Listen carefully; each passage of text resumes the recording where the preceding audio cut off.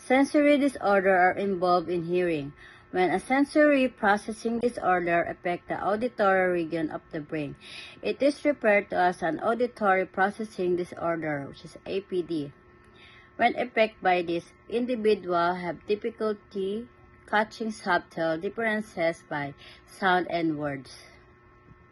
Auditory processing disorder is a disorder of the auditory system, which causes a disruption of the way an individual brain understands what they are hearing.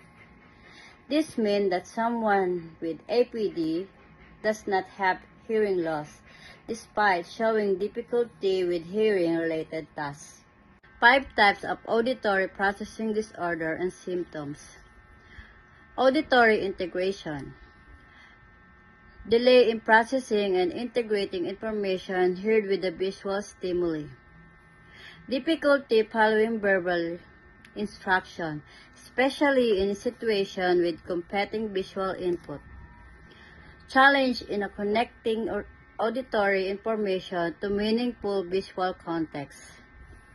Number 2, phonetics decoding.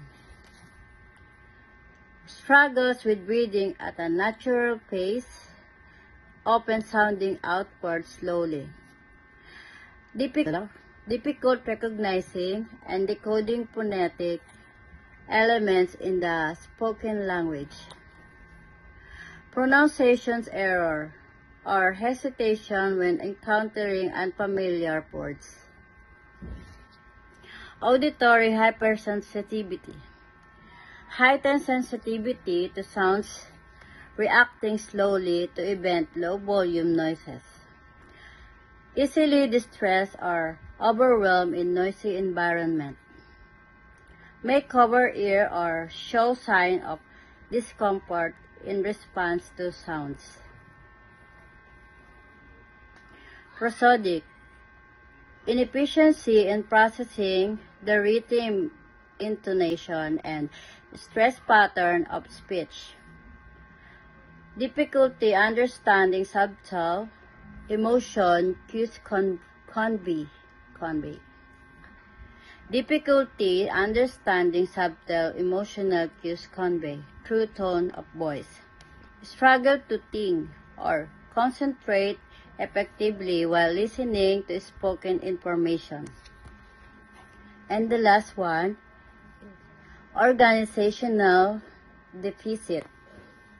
Challenge in sequencing impacting the ability to follow multi-step directions effectively. Difficulty manipulating and sequencing information affecting language processing.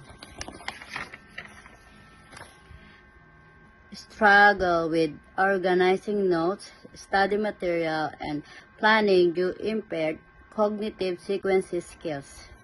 Thank you.